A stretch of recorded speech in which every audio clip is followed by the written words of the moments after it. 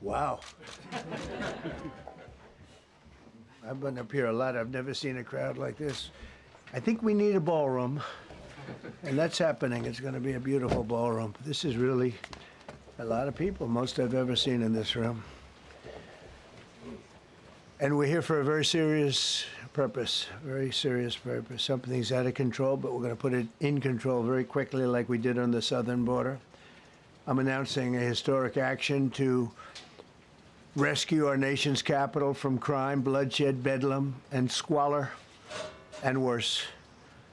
This is Liberation Day in D.C., and we're going to take our capital back. We're taking it back. Under the authorities vested in me as the President of the United States, I'm officially invoking Section 740 of the District of Columbia Home Rule Act. You know what that is? And placing the D.C. Metropolitan Police Department under direct federal control, and you'll be meeting the people that will be directly involved with that. Very good people, but they're tough, and they know what's happening, and they've done it before. In addition, I'm deploying the National Guard to help reestablish law, order, and public safety in Washington, D.C., and they're going to be allowed to do their job properly. And you people are victims of it, too. You know, you're reporters, and I understand a lot of you tend to be on the liberal side, but you don't want to get mugged and raped and shot and killed. And you all know people and friends of yours that happened. And so you can be anything you want, but you want to have safety in the streets. You want to be able to leave your apartment or your house where you live and feel safe and go into a store to buy a newspaper or buy something. And you don't have that now. The murder rate in Washington today is higher than that of Bogota, Colombia, Mexico City, some of the places that you hear about as being the worst places on earth, much higher. This is much higher. The number of car thefts has doubled over the past 5 years, and the number of carjackings has more than tripled. Murders in 2023 reached the highest rate probably ever. They say 25 years, but they don't know what that means because it just goes back 25 years. Can't be worse. Our capital city has been overtaken by violent gangs and bloodthirsty criminals, roving mobs of wild youth, drugged-out maniacs and homeless people. And we're not going to let it happen anymore. We're not going to take it. Just like we did on our southern border. Nobody comes through our southern border anymore. 3 months in a row, we had zero. I don't know if that's right, but the people that do the work, it's a very liberal group of people, actually, and they actually said zero for the last 3 months. Nobody thought a thing like that was possible. And, you know, when you say take a look at numbers, I just saw some charts. These are different cities throughout the world. Red is, okay, the red is a place called Washington, D.C. Look at these. Baghdad we doubled up on Baghdad. Panama City, Brasilia, San Jose, Costa Rica, Bogota, Colombia, heavy drugs. Mexico City, I mentioned, Lima, Peru, all double and triple what they are. So do you want to live in places like that? I don't think so. I don't think so. And I think the people in this room, if you wrote correctly, you'd see, look at the kind of numbers we have. D.C., 41 per 100,000, number one that we can find anywhere in the world. Other cities are pretty bad, but they're not as bad as that. That where you want to live? The reporters of the world? Juvenile offenders and crimes against persons, as they say. It's getting worse. Not getting better, it's getting worse. And we had a recent indication. There was a story about a man who was just left. He quit because he was asked to do phony numbers on crime. And we're going to look into that. I think Pam is going to be looking into that. But he was asked by the city, I guess, that we don't want to show the real numbers. Let me do numbers so it looks like it's going down. Not going down. And under Biden, it was a disaster. And nobody did anything about it. We're going to do things about it like you wouldn't believe. Every American has a constitutional right to be able to access and petition their government in safety, and countless federal officials and employees likewise have the right to carry out their jobs in peace without being shot. As you know, I lost a very good person a while ago, was shot waiting for his wife. He was in the car. They robbed his car. They shot him. They killed him like it was nothing to it. She was walking to the car. It's a horror show. This issue directly impacts the functioning of the federal government and is a threat to America, really. It's a threat to our country. We have other cities also that are bad, very bad. You look at Chicago, how bad it is. You look at Los Angeles, how bad it is.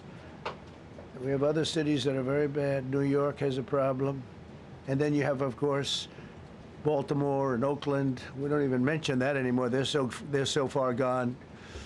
We're not going to let it happen. We're not going to lose our cities over this.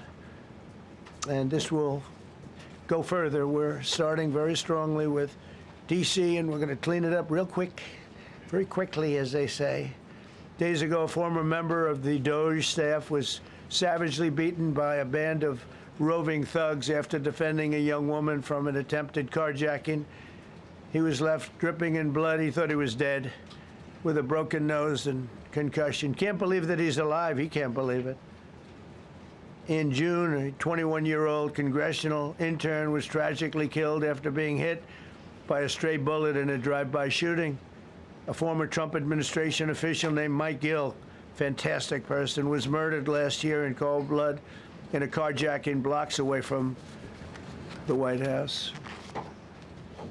We all knew him. Great person. Waiting for his wife as she was walking to the car.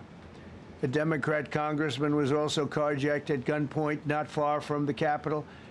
And in 2023, an aide to Senator Rand Paul was stabbed in the chest and head by a demented lunatic as he walked down the street, just absolutely for no reason. Horrifically, last July 4th weekend, a 3-year-old girl was shot in the head and killed while sitting in a car near the Capitol.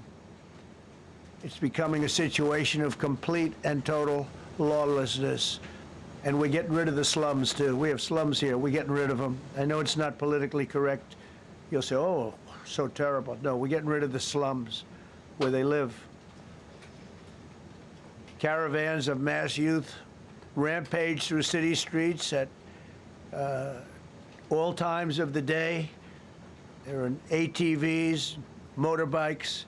They travel pretty well. Entire neighborhoods are now under emergency curfews.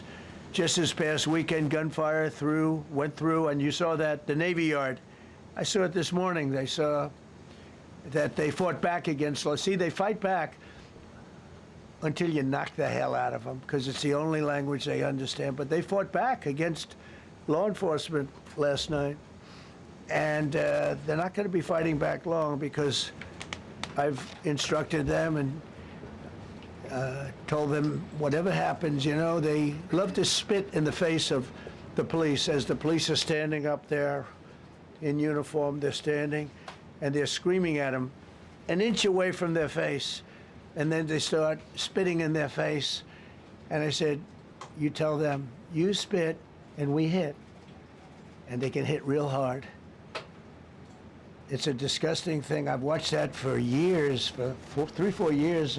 I've watched them. The police are standing, and they're told, don't do anything under any search. So and you can see they want to get at it. And they're standing there, and people are spitting in their face, and they're not allowed to do anything. But now they are allowed to do whatever the hell they want. This dire public safety crisis stems directly from the abject failures of the city's local leadership. The radical left city council adopted no cash bail.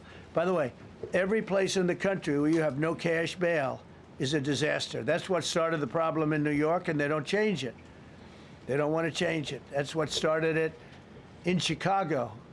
I mean, bad politicians started it, bad leadership started it, but that was the one thing that's central, no cash bail. Somebody murders somebody and they're out on no cash bail before the day is out.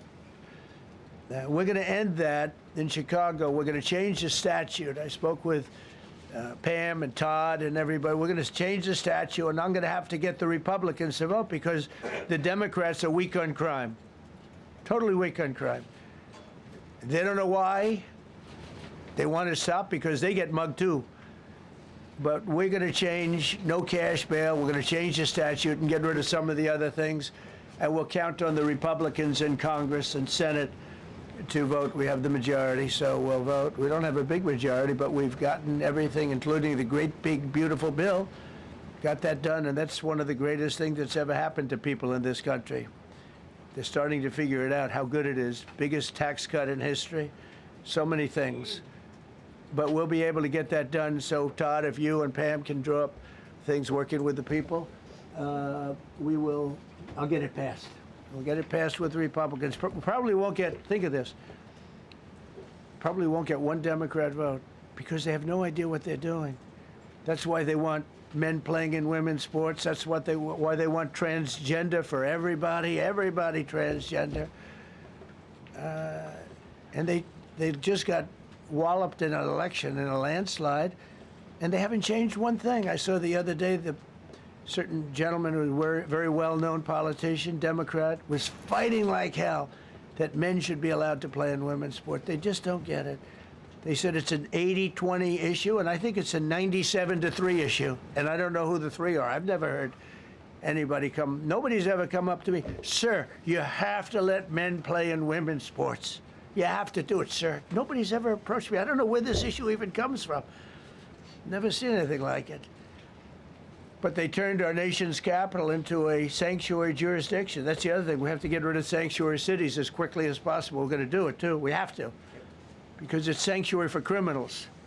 Releasing illegal alien gang members onto the streets in 2022, nearly 70% of criminals arrested in Washington went unprosecuted. That's not going to happen with the group we have standing aside and standing behind me. And at the Metropolitan Police Department, it's now reached a small number relatively compared to what it was, but it's thousands of people. You know, we have thousands of police. I was told today, sir, they want more police. I heard a number, 3,500 police. That's a lot of police. 3,500. I thought they were going to say, we only have 30 policemen or women. He said, we have 3,500. We need more. You don't need more. That's so many. I never heard. That's like an army. How could you need more than 3,000? It just happened 2 minutes ago. Sir, they've requested more police. Oh, what do they have? About 3,500. I said, 3,500? This is not a big area. It's ridiculous. What you need is rules and regulations, and you need the right people to implement them. And we have the right people here, that I can tell you. Look at the border. Biden said there's nothing you can do. Kamala was the border czar. She never called one of the Border Patrol agents who are great. ICE is great. Never spoke to anybody. Never went there. But she was the border czar. And everybody said it was impossible to fix. I fixed it in 3 months. No, really. I fixed it the first week, but really fixed it over the last couple of months. And I mean, literally to a point where, as I said, 0 illegals entering our country in the last 90 days. Pretty amazing. It's time for dramatic action. We're going to do the same thing over here. It's going to be a very safe city very soon. We're not looking to take years, because a lot of people die in years. And we've got incredible people in this country, except we have to allow them to do their job. And that we will deliver like nobody's ever delivered before. I actually think it's easy. You know, if you're competent, it's easy. If you're incompetent, it's impossible. But I'm very competent. Last week, my administration surged 500 federal agents into the district, including from the FBI, ATF, DEA, Park Police, the U.S. Marshal Service, the Secret Service, and the Department of Homeland Security. You know, a lot of nations, they don't have anything like that. They got some police, and they're rough police. They don't have DEA, ATF, FBI, Park Police, U.S. Marshal Service, Secret Service, Department of Homeland Security. They got some police, but they're rough police, and they do their job. They don't have crime. We're not going to have crime either. They made dozens of arrests, and that's what starts to happen. Again, cashless bail. Watch what we do with that. Today, we're formally declaring a public safety emergency. This is an emergency. This is a tragic emergency. And it's embarrassing for me to be up here. You know, I'm going to see Putin. I'm going to Russia on Friday.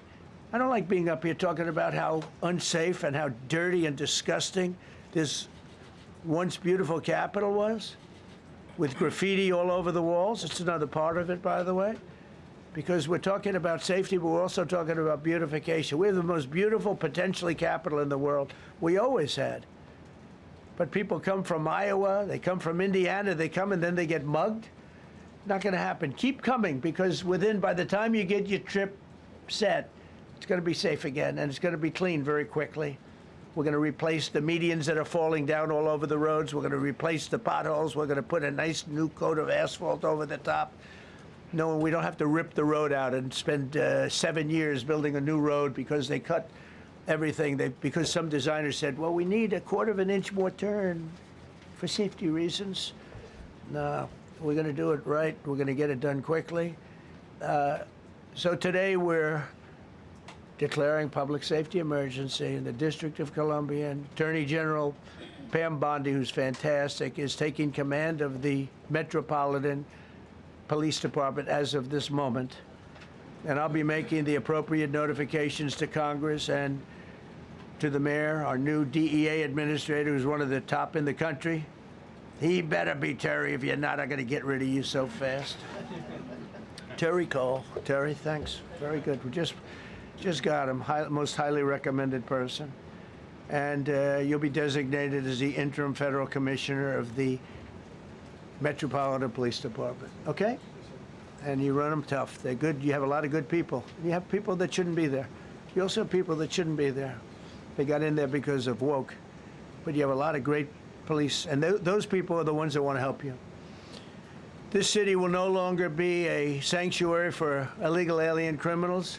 We will have full, seamless, integrated cooperation at all levels of law enforcement, and we'll deploy officers across the district with an overwhelming presence. You'll have more police, and you'll be so happy because you'll be safe. When you walk down the street, you're going to see police, or you're going to see FBI agents. We're going to have a lot of agents on the street. You're going to have a lot of essentially military, and we will bring in the military if it's needed, by the way. We're going to have National Guard. But Pete Hegseth will tell you about it. We will bring in the military if needed. People say, oh, that's so terrible. He's going to bring in, it's been used many times over the years. I don't think we'll need it. I think we've got so many great people, including the people that are in the police department with proper leadership.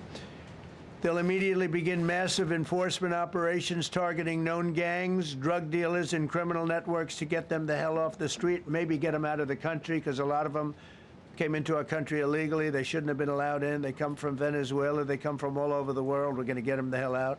They won't be here long. But some of these people, a lot of them, are homegrown criminals. And these are bad people. These are rough people. And this is just a list of some of the people that were given to me today that were criminals removed from the D.C. streets this weekend. They were rough and tough. But we're rougher and tougher. Look at these people here. Nothing, you know. They're not going to be your local school teacher. Look at this guy. He has killed people numerous times. They're not going to be an asset. They will never be an asset to society. I don't care. I know we all want to say, oh, they're going to be rehabbed. It's not going to be rehabbed.